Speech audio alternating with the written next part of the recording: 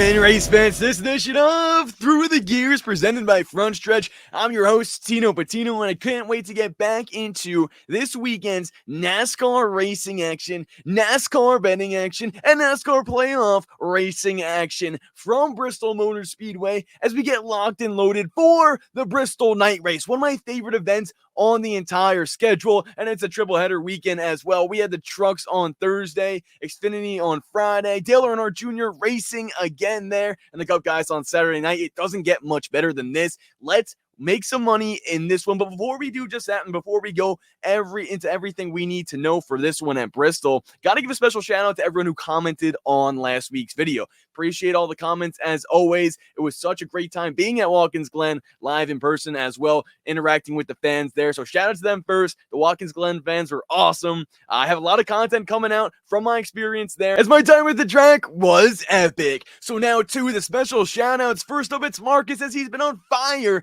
and commenting on our videos. He predicted Christopher Bell would win the race at Watkins Glen and the championship. Now, it didn't pan out for the race win, but I may have him in store for my picks here at Bristol. Stay tuned for that. Kyle B8 said he didn't get to watch the race, but it definitely looked exciting, and it definitely was. I think that was, something that I want to talk about too in the race recap about my time at Watkins Glen and how the race unfolded as a whole.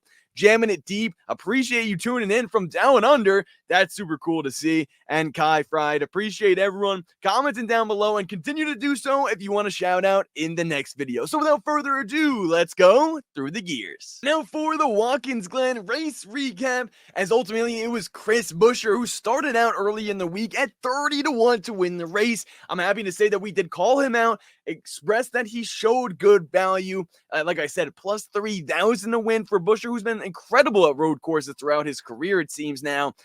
And ultimately, he was not on my outright betting card to win this race. I did have him for a top 10, but I do hope one of you guys were tuning in there and were able to get him, as we mentioned him, for high value earlier in the week. Because if I can win, hopefully you guys were able to cash out there big with Buescher. I did have SVG, who finished in second, and ultimately in terms of winning the race there. Happy to cash out on Buescher getting the top 10, but ultimately it would have been nice to get that 30-1 value. In terms of the race as a whole, I elaborated more on this on the NASCAR Betting Preview Show, but I want to keep it concise here now. I loved Watkins Glen. I love Watkins Glen. I love racing in general, and I thought it was a great race overall. But the one thing I was a little disappointed about, the NASCAR playoff drivers in this Watkins Glen playoff race weren't really up front racing for the win. They were racing for stage points, and that's how things go now, with the stages and how much points matter. I do appreciate that, but at the same time, we added Watkins Glen in the playoffs to make it a pristine road course playoff potential track, and I was excited. I told all my buddies, you got to tune in. This is Watkins Glen. It's the best track. It's the playoffs, and if we're going to put Watkins Glen in the playoffs, right, you want to see the playoff drivers racing hard for position for the win, and not necessarily, I understand some using strategy, but at the end, when it was ultimately no playoff drivers in the final restart racing for the win there at the end, that was a little disappointing to see, as I wanted it to be, a grand spectacle of the playoff drivers showcasing all they could do, rather than flipping the stages and getting the most points out of their days. Now, with all that being said, it is what makes sense. I'm no fool. I understand that these drivers are going to do whatever it takes to advance to the next round. I just would have liked to see an added incentive for them to go out and get the victory, with it being a playoff race at Watkins Glen. How many times do you get to see that? So far, only once, as they won't be going back there next year. But maybe it's for the best, as we can see some of the other best drivers in the field do get out for the win. Ultimately, though, Chris Buescher and SVG, last lap pass for the win. You can't get much better than that in terms of two hard-fought, gritty road course racers going at it. So it was good to see there, and I was really happy with everything that I saw at the track, being there for myself, interacting with the fans, getting some content, and I can't wait for you guys to see that within the upcoming weeks. I'll be posting it all out. Some stuff's out already, but stay tuned to my account at Tino, Pattigno, for more Watkins Glen content. And now let's do some Bristol prep, as it's Bristol, baby. It's Bristol. And now that we have some strategies to utilize based off the data and research we can go back off of from this race in the spring, in terms of the high tire wear, this could provide a huge advantage for us in this race. Now, I will also say, at the time of this recording, I actually just did a re-record of what I just had earlier on, because practice and qualifying is now over. I want to give you guys the best updated odds and best times we can look at in terms of lap averages on drivers to bet on. So this is huge for us because normally I'll say the video is out earlier and we don't necessarily get to update the odds and update our thought process there. Well, since practice and qualifying happened on a Friday, we now have the opportunity to do so. So everything will be up to date and you'll see practice times, starting lineup, and much more. And this is going to be huge for not only the odds breakdown, but our outright winners segment as well. My thought process in this one was the fact that the Toyotas are going to come out strong here. The reason is, and I think this is going to be huge for our Bristol night race prep, the fact that the current playoff picture sees 3 Joe Gibbs Racing drivers around the bubble. 1, Martin Truex Jr. is minus 14 from the cut line. Denny Hamlin, the playoff favorite, the championship favorite, alongside Kyle Larson all year long, minus 6 from the cut line, in 13th place in the playoff standings. And Ty Gibbs, plus 6 from the cut line right now as it stands. Those are 3 drivers that, to me, when I look at their experience at Bristol, even Ty Gibbs, I know he's young, but he raced really strongly here in the spring. My point is, these are all guys that they may not need to win to get in, but, 4 drivers are going to be eliminated after this round. To see 3 of them out of Joe Gibbs Racing equipment be around the bubble and the cut line like that, yes, Chase Briscoe is also plus 6, William Byron plus 25. I'd go as far as to say if William Byron just has a clean night, he's locked in from where he's at right now. Obviously, things can happen, but I'm going to say from 11th to 16th in Harrison Burton, from Chase Briscoe down to Burton, those guys are all needing to perform at Bristol. And I'm not talking about ride around in the back like Denny did at Atlanta. They need to go out and have a strong race and control their own destiny.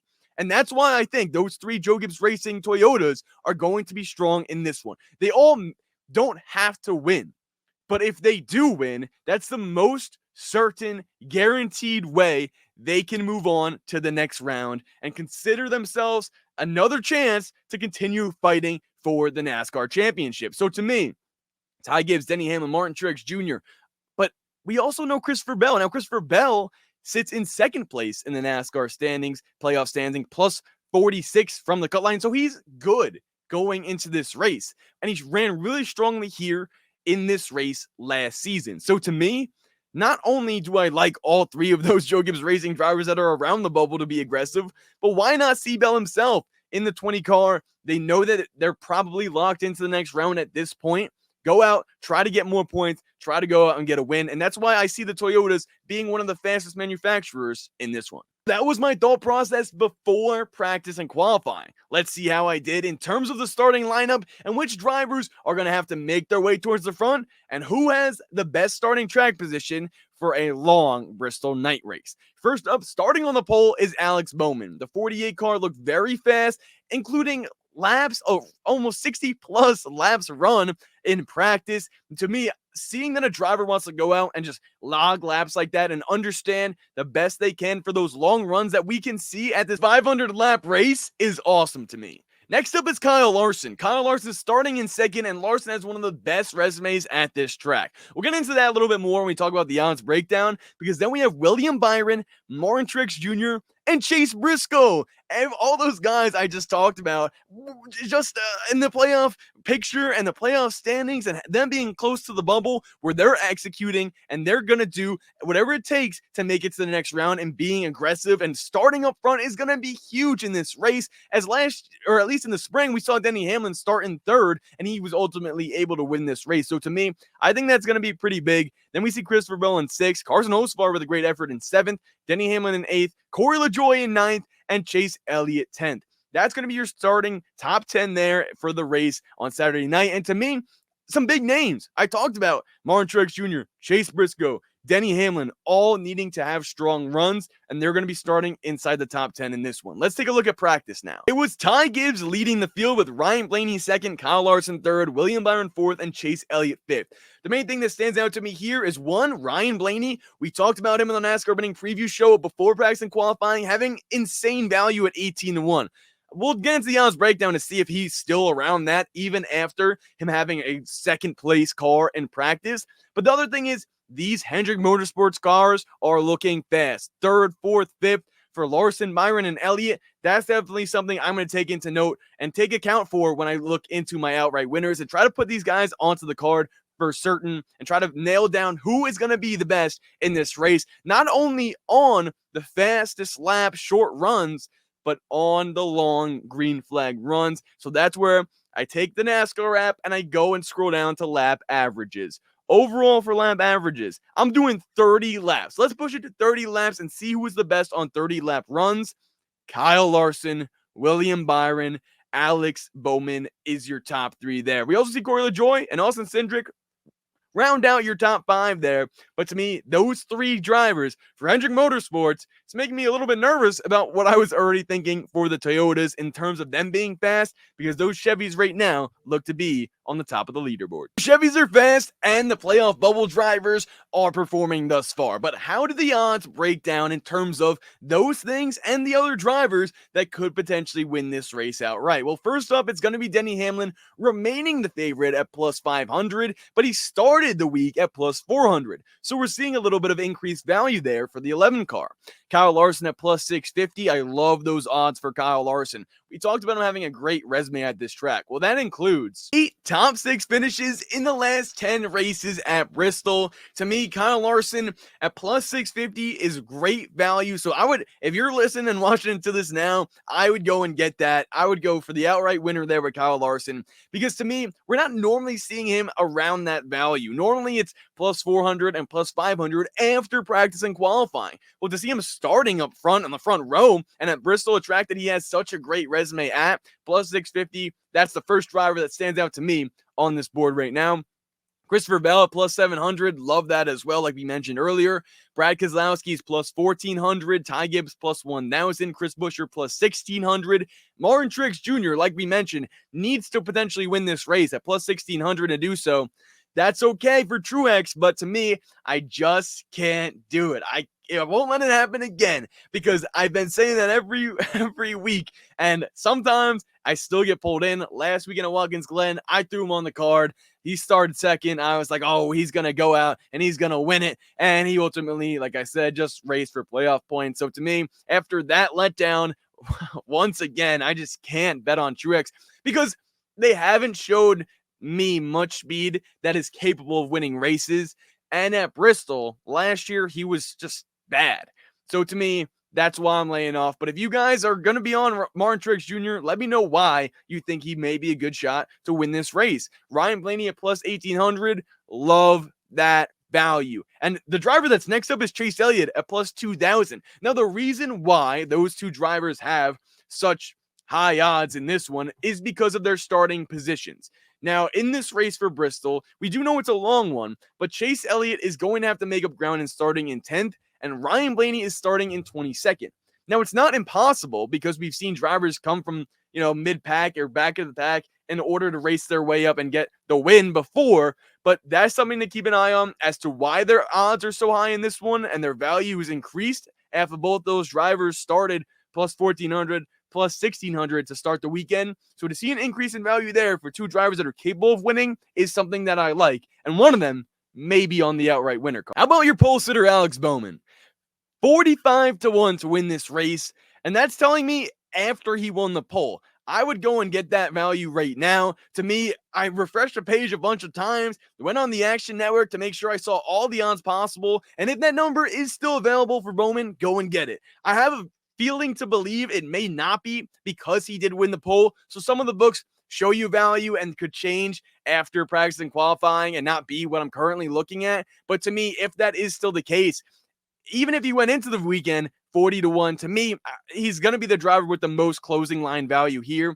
Same thing could be said for a driver like William Byron, who started off at 22-1 that I'm still seeing here. Joey Logano, same value. Tyler Reddick as well. I'd lay off Tyler Reddick. One driver I saw people talking about for this one was Kyle Busch at 22-1.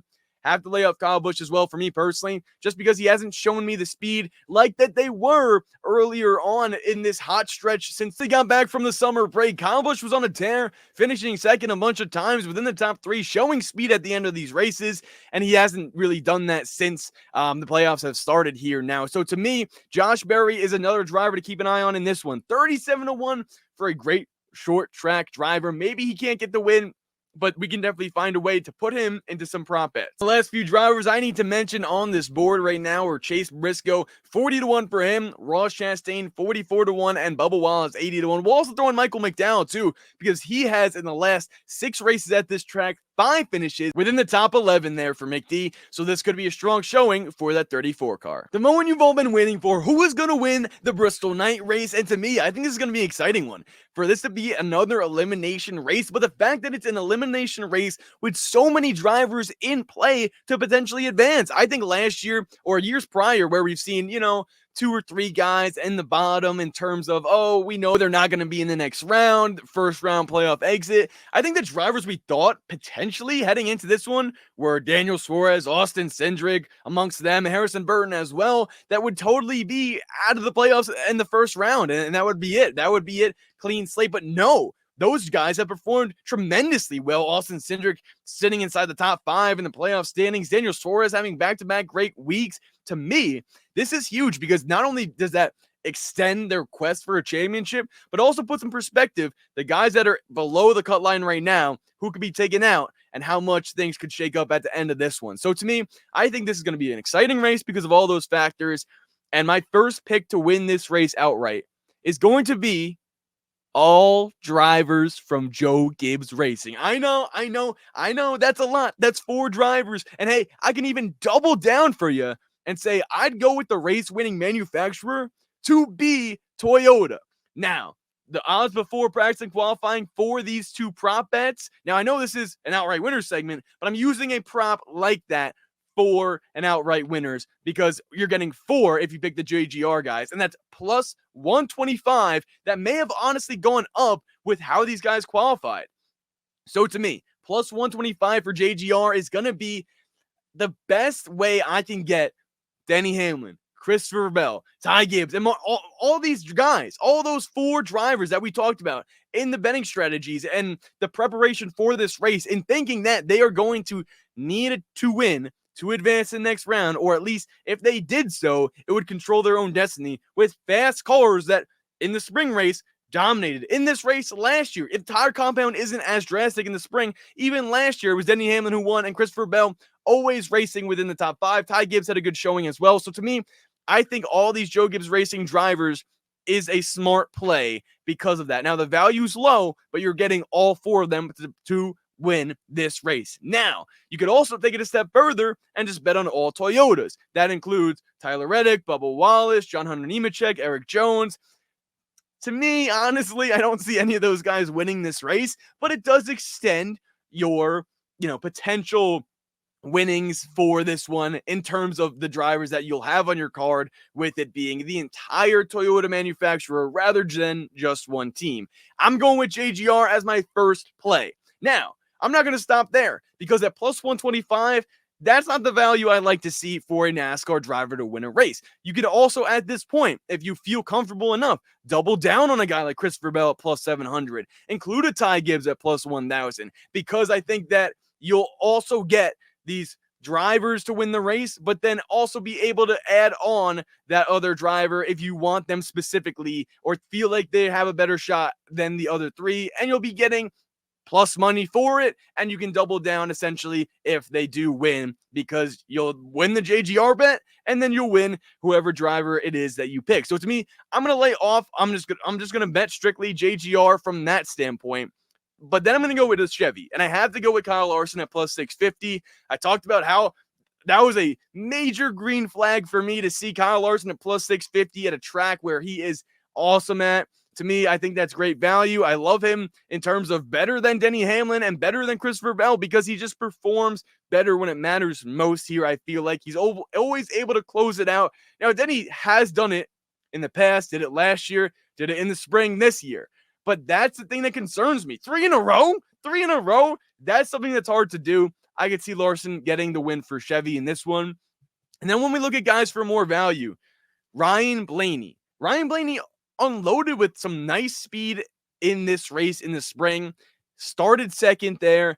He'll be starting 22nd this time around, but it could be to his benefit because plus 1,400 for Blaney now, I think is great value for him to work his way through the field, long race, and he was one of the fastest drivers in long lap averages in practice as well. Practice, we saw him second fastest there. So to me, I think it's worth it for Blaney at the price we're getting him at. If he was 10-1, I'd honestly lay off. But the fact that he's a driver capable of winning, and also he's going to come out aggressive, finish dead last at Watkins Glen. Anytime Blaney gets wrecked out, I think he just comes back pissed off and ready to go. And we can see that at Bristol this weekend. For another driver with high value who's in playoff contention, which I think we'll see the playoff drivers rising to the front, is Chase Briscoe. Chase Briscoe may have a shot to punch his ticket to the next round of the NASCAR playoffs, and I'm getting fired up for him because he said he could do it. He said he could go on a run, and look at him starting in 5th in this race. So to me, plus 2,800 is great value for Chase Briscoe, and I'm fired up for him because he can go out and win the Bristol night race. He won at Darlington, he could win at Bristol, and that's that number to me, that price we're getting him at, that value for him to go from 40-1 to 28-1 is still great with him starting up front there in the field. And hey, why not Chase Briscoe? He's already above the cut line in this one, so you know he's going to want to stay aggressive to keep those points that are right now +6 continuing to climb and climb as the night goes on. And he may know that these are drivers that are under the cut line, like Denny Hamlin, like Martin Truex Jr., that are going to try to go out and beat him and win that race and ultimately put him below the cut line. Let's see how the 14 responds. Great start to the weekend for them. Prop bets, I'm sticking with the top 10 market in this one as I feel like there's the most value there. We see Chase Briscoe, as I just got super hype about, at plus 130 to get a top 10. With him starting in the top 5, I love that value there because I think he'll stay in the top 5 throughout most of the night and potentially have a shot to go out and win it. Josh Berry is another one at plus 145. I think that's fair value there. Josh Berry, let's see where he's starting at in this one, as he may need to make his way up front through the field, but I think that's something that he is capable of doing. He started on the pole earlier on in the spring, so this time he's going to have to come back all the way from 25th. That's going to be a little bit tough, but for a top 10, that's why we look at top 10 numbers and value. He may be able to get that in this one. Next up is going to be Michael McDowell. I mentioned how in the last 5 races at this track, or 5 out of the last 6 rather, he's finished inside the top 11 at Bristol. To me, I think a long green flag run or just a long race in this one could benefit the 34 to keep chipping away and gaining positions there. I'll take him for a top 10 at plus 325. And then Carson Hocevar, starting inside the top 10. His opening line for a top 10 was plus 550. I'm having to assume that that number is going to go down after practice and qualifying. So to me, just keep your eye out for that Hocevar number. I think it will still be plus money. And I think with that being said, it would be something that I would take, as he did get a top 10 in this race last season. Time for my favorite play. In this one, I think I'm going to keep it simple and keep it consistent with the Joe Gibbs Racing drivers to win this race outright. Any 4 of them as a prop as my favorite play at plus 125. The value could be higher or lower after practice and qualifying, but that's the line to start at that. And I would assume it would go a little bit higher. Maybe we could see plus 150 or plus 175. The lowest I would take it would be plus 100 in order for those Joe Gibbs Racing drivers, 3 out of the 4 of them that may need to win in order to advance to the next round.